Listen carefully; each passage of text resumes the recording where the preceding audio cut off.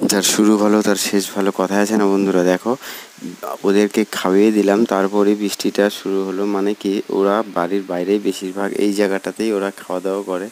আর এই জায়গাটা ওদের খাওয়া দাওয়ার জায়গায় করেছে, কারণ ওরা বাড়ির ভিতরে খেতে দিলে ওরা বাড়ির ভিতরে খেতে চায় না, ওরা বাড়ির বাইরেই আসে।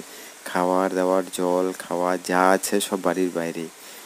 ওদের দেখাচ্ছি, জল খাওয়ারের জন্য একটা আলাদা বালতি রাখা আছে, যে সারাদিন ভরে ওখান থেকে ওরা জল খাবে। 3 বেলা জল দিতে হয় ওদেরকে, বালতি ভরে ভরে। এই যে দেখাচ্ছি, চলো।